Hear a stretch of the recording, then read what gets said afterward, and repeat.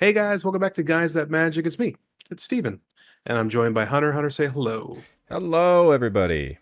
And we're back. Bloomburrow is all spoiled, so you know what that means. We get to do a fun $100 and $300 upgrade to the commander decks. You can catch the backup commanders on Patreon. We'll put the link down below. You can always check that out. But we are here for Hunter's $100 Precon upgrade for the animated army deck. Hunter, are you excited about this? I'm not. I am quite excited. It's very different with this little raccoon fellow. This little raccoon fellow. Well, I'll tell you what, why don't you tell me about him? Okay, the little fellow, his name is Bello. That's right, a bard of the Brambles. It's one a red and a green for a 3/3 legendary creature, raccoon bard. It says during your turn, each non-equipment artifact and non-aura enchantment you control with mana value 4 or greater is a 4/4 elemental creature in addition to its other types and has indestructible haste. And whenever this creature deals combat damage to a player, draw a card. A lot of text there. It is a lot of text. So basically, all of our cool non-equipment, non-aura, we're not trying to do the Voltron strategy anyways. So just all of our artifacts and enchantments are now 4/4s if they have mana value 4 or greater, with haste and indestructible, so they don't die to removal. It's pretty cool. And card draw wins games, and that's what stapled onto our commander. So it's fantastic. But like you said, we are doing the upgrade here for Bello. If you guys wanted to see the backup commander, it's on our Patreon. All right. Well, with that being said, I like the direction we're going already. Let's go ahead and jump into some of our additions. Let's go ahead and jump into the creatures first. So why don't you go ahead? Yeah, so these first two creatures kind of just help kind of the Gruul do the ramp thing, right? So Fanatic of Ronus I'm throwing in here is from Modern Horizons 3. It's 1 and a green for a 1/4 creature snake druid. You can tap to add a green mana. It's also got Ferocious, which means you can tap it to add 4 green mana. Activate only if you control a creature with power 4 or greater. And of course, it's got Eternalize for 2 and 2 green. Guess what? All of our artifacts and enchantments that are mana value 4 or greater automatically turn on Fanatic of Ronus because they are 4 power. So we'll be tapping for that 4 green mana pretty frequently. Yeah, I think when they designed this card, they were like, hey, man, wait till Bloomburrow comes out. And then people are going to go nuts on this. Yeah. Another card that I'm throwing in here that I feel like if you are running Gruul, you should probably run this card, which I'm shocked it was not in the Precon. It's Goblin Anarchaeomancer. It's a red and a green for a 2/2 creature Goblin Shaman. It just says each spell you cast that's red or green costs 1 less to cast. Simple, to the point, just a bit of cost reduction. But keep in mind, if it is red and green, the cost reduction is just still 1. All right. I love it. Let's go ahead and move on to some creatures, question mark. Yeah, so we're throwing in 2 gods to start off here. The first one is Nylea, God of the Hunt. It is 3 and a green for a 6/6 legendary enchantment creature god. It's got indestructible, and it says as long as your devotion to green is less than 5, Nylea isn't a creature, and other creatures you control have trample. It's got 3 and a green. Target creature you gets +2/+2 until end of turn. So it just gives us a little bit of trample. Xenagos is the other god. It's the god of revels. It's 3, a red and a green for a 6/5 legendary enchantment creature god. It's got indestructible, and it says as long as your devotion to red and green is less than 7, Xenagos isn't a creature. It also says at the beginning of combat on your turn, another target creature you control gains haste and gets +X/+X until end of turn, where X is that creature's power. So, really weird interaction with our commander, because our commander says non-aura enchantments turn into 4/4s and they can attack right away. You might be thinking, whoa, you could do that right away because they're enchantments. There's a weird little thing that goes on with this. So let me kind of explain it. In Magic the Gathering, there's a thing called timestamps, which means a static ability. If each one changes, it looks at the newer timestamp. So, as much as I wish it was possible to play our commander first and then play these, because if you play the gods after our commander, they have the newer timestamp, which means they actually care about what they say on their card rather than what Bello says. So if our devotion isn't there, they are still just regular enchantment creatures. They don't turn into 4/4s. But if the devotion is there, then they turn into 4/4s, which is a really weird thing. I get it.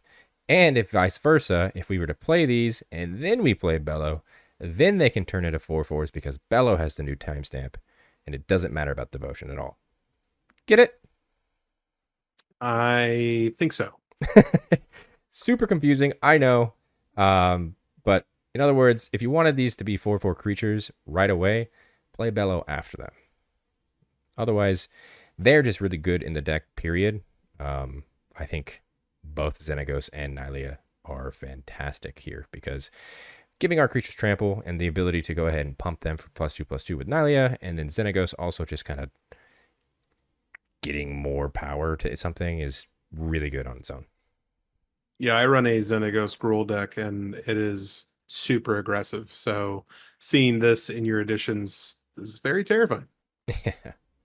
Another card that I'm throwing in here is Skitterbeam Battalion. It's a 9 mana for an artifact creature construct, but it does have prototype, which means that you can cast it instead for 3 and 2 red. So if you cast it for the prototype, it is a 2/2. If you cast it for its regular 9, it is a 4/4. And it says the same thing. They have trample and haste, and it says when it enters the battlefield, if you cast it, create 2 tokens that are copies of it. So because the prototype actually makes 2 copies of itself, all the copies are also considered 5 mana value. Guess what our commander does? It turns the 2/2s into 4/4s. So for 5 mana, I'm getting 3 4/4s with trample and haste and indestructible. And when it deals damage, I draw cards with my commander. I'm gonna target you first, man. I'm sorry. It's Skitterbeam Battalion, really good in this deck. I agree. I do believe that it's all the creatures. I do see 1 sorcery and 1 instant. Why don't you go ahead and talk to me about those? Yeah, so I am throwing in a Jessica's Will in here. It's 2 and a red. They were doing a good job of reprinting this card. Wish they reprinted it in this deck, but it's a sorcery that says choose 1. If you control your commander as you cast a spell, you may choose both. You can add a red for each card and target opponent's hand, or exile the top 3 cards of your library. You may play them this turn. We're doing the Gruul thing, so we just need more mana to do more cool things with our artifacts and enchantments. Yeah, I think Jessica's Will, if you're playing red, to be honest with you, is almost an auto include no matter what. I think it's a fabulous card. Me too. And I'm throwing in Heroic Intervention in here for 1 and a green for an instant that says permanents you control gain hexproof and indestructible until end of turn. So, you might be thinking, I mean, you already have everything indestructible. What are you talking about? The problem with our commander is that it is not a May. So our enchantments and artifacts that are 4 mana or greater, they always turn into 4/4 creatures. That we don't have an option for that. When it's our turn, they're 4/4s, which means creature removal, specifically the exile kind, is super online for our opponents. And that terrifies me. So we're just trying to protect the board a little bit more. Heard? I mean, I respect it. Yeah. All right, I see some fun for you artifacts. You can go ahead and talk to me about those now. Yeah, a couple of sun artifacts, if you will. So the first one is Chimil, the Inner Sun. It's 6 mana for a legendary artifact. It says spells you control can't be countered. It also says at the beginning of your end step, discover 5. Just really good value right there. And if our commander's on the field, it's also a 4/4. Yeah, I mean, one of my favorite artifacts to come from the set. I just love text on magic cards that specifically say at the beginning of your end step rather than the beginning of your upkeep, because you don't have to wait for that payoff. It just happens right then. Yeah, absolutely. Getting a free card from this as well as all of our stuff, especially discovering into a card. We just cast it without having to worry about it getting countered, period. The Immortal Sun is the other sun artifact going in here. Also, 6 mana, legendary artifact. Players can't activate Planeswalker loyalty abilities. It also says at the beginning of your draw step, draw an additional card. Spells you cast cost 1 less to cast. And creatures you control get +1/+1.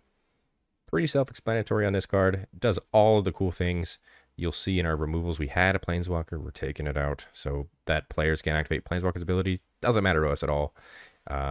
Drawing extra cards, making things cheaper, pumping our creatures, all really good text.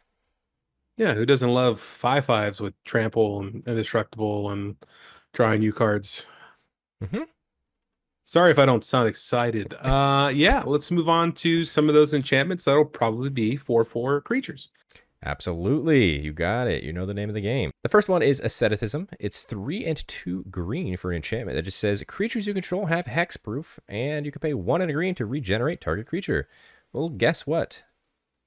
All of our stuff on our turn, all enchantments and artifacts that are more than 5 mana, are creatures, so they have hexproof.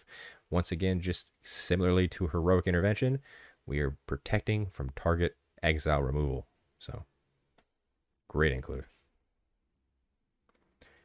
Court of Embereth is going into the deck. It's 2 and 2 red. It says when it enters the battlefield, you become the monarch, and at the beginning of your upkeep, create a 3/1 red knight creature token. Then, if you're the monarch, Court of Embereth deals X damage to each opponent, where X is the number of creatures you control. Once again, broken record here. All of our stuff, including Court of Embereth, if our commanders on the field are creatures, gonna be doing quite a bit of damage if we're still the monarch. Yeah, because as soon as it becomes your turn, all your stuff becomes those beautiful 4/4 creatures, and it's gonna ping for a decent amount. That is absolutely correct. Guardian Project also coming into this deck. This is one that I really do wish came in the Precon. 3 and a green for an enchantment that says whenever a non-token creature enters the battlefield under your control, if it doesn't have the same name as another creature you control or a creature card in your graveyard, draw a card. We're playing Commander, so every single card besides basic lands are going to be different. And because it's our turn and we're casting enchantments and artifacts that cost more than 4 mana, that triggers Guardian Project as well, because they're creatures. I hate this deck. All right. All right, well, that looks like it's all the non-land permanents. Let's go ahead and move on to our fun land segment. What do you got for me? Yeah, so the cool thing about 2-color Commander decks is that out of the box, the mana base is pretty solid. So I only really wanted to put in a couple lands here. So Spire Garden and Stomping Ground. Spire Guarding, I say this in every video, it's the bond land, it's the EDH land, it's the one in our colors. So it enters the battlefield unless you have 2 or more opponents. You can tap it for a red or green. And Stomping Ground is our shock. Comes into the battlefield. You may pay 2 life. If you don't, it enters the battlefield tapped. Also can tap for a red or green, and is a mountain forest, in case you wanted to go grab one of the basic land types. I mean, always 2 very good includes. Mm-hmm. All right. Are those all the additions? You got any other surprises I need to worry about? That is going to be all of the additions for this upgrade. All right. Well, unfortunately, we do have to move on to removal now, which is never the fun part. Obviously, these precons, sometimes you got to take stuff out. I don't really like it, but we got to do it. All right. Let's start with the Creatures Hunter. What did you remove? Yeah, so this deck was kind of all over the place and super unfocused, it felt like, when I looked at the list originally. It was kind of weird because the commander really wants to do a lot of cool things with artifacts and enchantments specifically, but then the theme of the deck was also like, hey, we're still Gruul, so let's do the Gruul thing and just ramp into big creatures, which our commander does not care about at all. So I kind of chopped the big creatures down. So Etali Primal Storm, 4 and 2 red for a legendary creature Elder Dinosaur that is a 6/6. It says whenever it attacks, exile the top card of each player's library. Then you may cast any number of spells from among those cards without paying their mana costs. Everyone's seen this old Etali. Everyone knows it's always in pretty much every EDH deck that is red, and it's still being removed here. So yeah, I feel like at this point, it doesn't even matter if it fits with the theme of the deck. Etali is just going to be printed in it. It really is. Some of these cards, I'm like, okay, so it's just kind of red good stuff and green good stuff. They just threw into the deck because red and green. Etali, the Primal reprint. Exactly that. Evercoat Ursine is 4 and a green for a 6/5 creature elemental bear. It's got trample and it's got hideaway 3, hide at the 3. So basically what you're doing is you're looking at the top 3, pitching 1 underneath this, looking at the top 3, pitching 1 underneath this. Cool, I guess. And then it says whenever it deals combat damage to a player, if there are cards exiled with it, you may play one of them without paying its mana cost. Knowing my luck, I'm going to play this. I'm going to do the hideaway 3 both times, and then boom, removed. Never get those cards back. I mean, that is how it works, unfortunately. I won't lie. That is how it works. Grothama All Devouring is 3 and 2 green for a 10/8 legendary creature worm. It says other creatures have Whenever this creature attacks, you may have it fight Grothama, all devouring. And whenever Grothama leaves the battlefield, each player draws cards equal to the amount of damage dealt to Grothama this turn by sources they controlled. So basically, it's saying, hey, everybody, if you have a lot of creatures, fight my creatures if you really want to draw cards. It's a weird card. It is a weird card. I get why it's in the deck, because if you're fighting a 10-8, you're probably losing. But at the same time, I just don't want to give my opponents the option to take advantage and draw that many cards. So it's leaving the deck. All right. Well, I respect that decision. I do see two other creatures that you might get a little slack for here. Yeah, so I mentioned this kind of deck was just green good stuff, and here's two more green good stuff cards they threw in here that didn't make a lot of sense to me. Rampaging Baloths is 4 and 2 green for a creature beast 6/6 with trample with landfall that says whenever a land you control enters, you may create a 4/4 green beast creature token. We're not a landfall deck, so I don't know why this is here. Like I said, it's just good, but it's not doing anything that my deck wants to do. So gone. Tender Shoot Triad, also being cut here as my last creature, is 4 and a green for a 2/2 creature Dryad. It's got Ascend. It says at the beginning of each upkeep, create a 1/1 green Sapperling creature token, and Sapperlings you control get +2/+2 as long as you have the Sitting's Blessing. It's a cool card. It is a 2/2 for 5 mana, however. And then at the beginning of every player's upkeep, I make a 1/1. Eventually, I'm going to hit the City's Blessing. And eventually those 1/1s will be 3/3s. And I'm saying that word eventually, because when you cast it, it's probably just a 2/2 doing nothing. All right. You convinced me. I was a little upset that you put these into the discard bin here. But it does make sense. Your deck's not a landfall deck. Your deck doesn't really care about having 2/2s on the field. We care about those enchantments. We care about drawing those cards, and this really isn't helping you. Mm-hmm. You did hint earlier about a planeswalker removed. Go ahead and talk to me about Domri. Yeah, so Domri is leaving the deck, as cool as the Rat Domri is. It's Domri, Anarch of Bolas. It's 1, a red, and a green for a starting loyalty of 3. It has a static that just says creatures you control get +1/+0. It has a +1 that says add a red or green. Creature spells you cast this turn can't be countered. And a -2 that says target creature you control fights target creature you don't control. So I get it, that +1, it just gives you some extra mana, because that's what we want to do in Gruul, right? We want to ramp into really cool things, but we're trying to ramp into really cool things that are spells and artifacts, and that +1 ability doesn't count because the creatures, they're not creature spells in our hand. They're creatures when they're on the field, so that actually doesn't do anything. So it's out. It's not doing enough. Yeah, I mean, I do understand why you remove this card. I do think it could be a little bit fun with the -2, just because on your turn, all your stuff is indestructible. So being able to guarantee at least 4 damage to one of your opponent's creatures, I think would be kind of fun. But really, let's be honest, how many times you can do that? It's just the first -2, and then you got to wait 2 turns essentially to even try and do it again. So I definitely understand the removal here. Exactly that. That's the other reason, right? It's only a starting loyalty of 3, so it's going to die pretty quickly with the -2 as the thing I want to do most. Yeah, and then most of the time, you won't really have a defenders because it's not going to be your turn when people are attacking you, and all those beautiful indestructible things won't be there. It's true. All right, you did add an instant and a sorcery. I do see 2 sorcery removals. Talk to me about these 2. Yeah, so I always cut these out of the deck.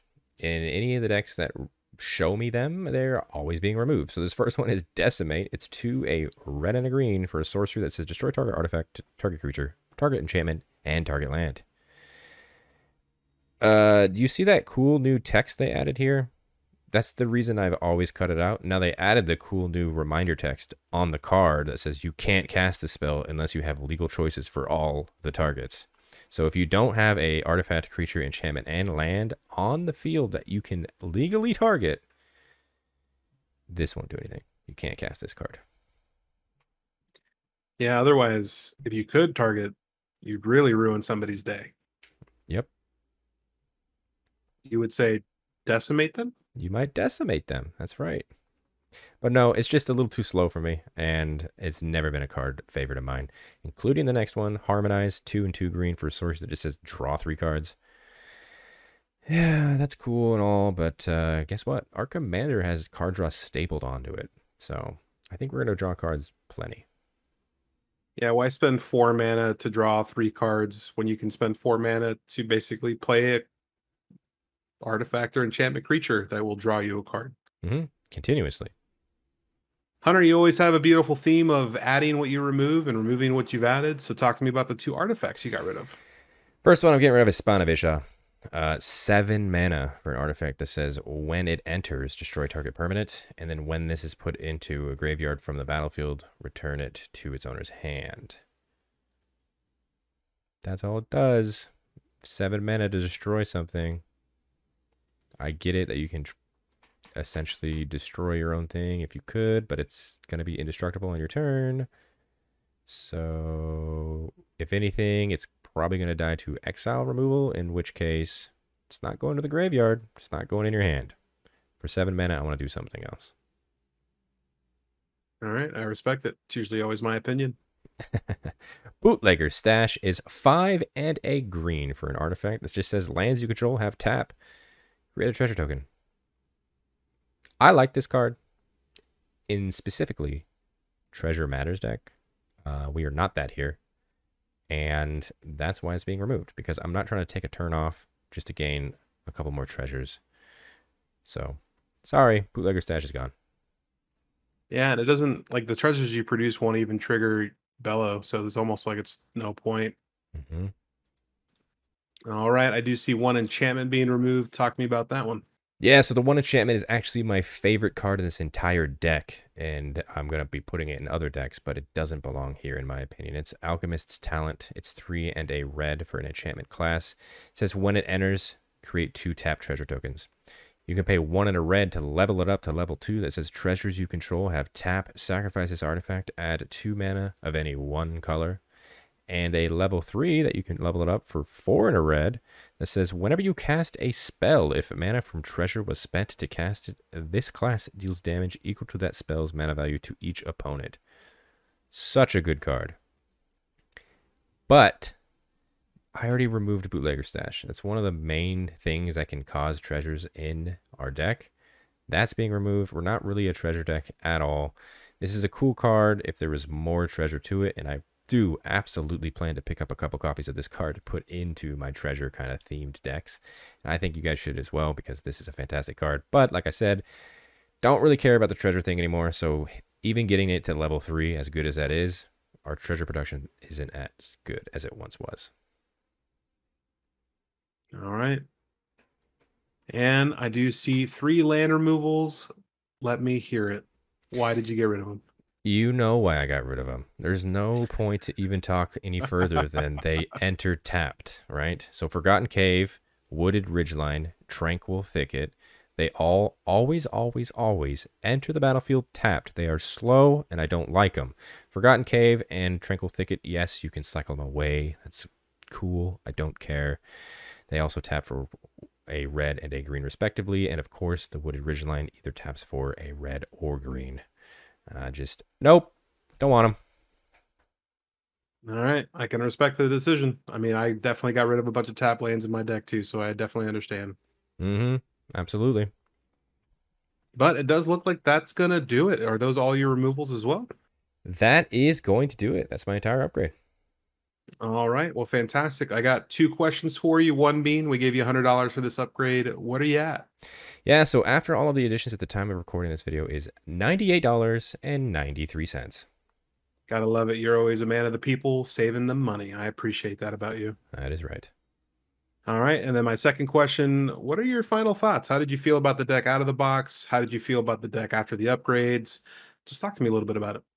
Yeah, so like I said kind of earlier, the deck out of the box seemed pretty unfocused in terms of what it really wanted to do. I feel like Bello is a very strong commander, and I feel like they should have added a lot more artifacts and enchantments into this deck rather than big, scary creatures, because Bello does not care at all about the big, scary creatures. Throw in big, scary creatures that are enchantment creatures or artifact creatures. That would have been awesome. They did not do that. So after all of the additions, I feel very confident in this deck. This deck's going to be a powerhouse. Hitting our opponents with 4/4 indestructible creatures with haste is pretty good. And then when we end our turn, they go back to being unable to be attacked by creature removal. So yes, I'm all for it. Yeah, I would say probably the one downside of the deck is obviously leaning into the, artifact and the enchantment side of it a little bit. You could possibly swing into somebody, and then obviously if you don't have too many blockers because you're into that strategy a little too hard, you might regret it. But I do like the way you built this deck. I think that it'll offer you a lot of help and some blockers as well. So I'm very excited to play against it and also very terrified. Yeah, like you said, this is just my build. Obviously, you can build it in different ways. These are my cuts, my additions. So, yeah, check the description for my Moxfield link and play test this deck yourself. All right. Well, that's going to do it for us. Just like Hunter said, down below the video, you're going to see a bunch of fun text. A lot of the text is going to be our socials. We're on Instagram, we're on X, and then we're also on TikTok at Guys That Magic for all three. You can also check the description down below for Hunter's Moxfield link and also a link to our Patreon. You can also find the backup commander on Patreon and a bunch of fun other things you don't really get to catch on YouTube. Comment down below. Let a hunter know. Let me know. Do you like his additions? Do you not like his additions? What would you put in instead? We're always reading the comments. We love to hear what you guys have to say. But until the next one, we appreciate you guys. Have a good rest of your day. Bye bye. Peace.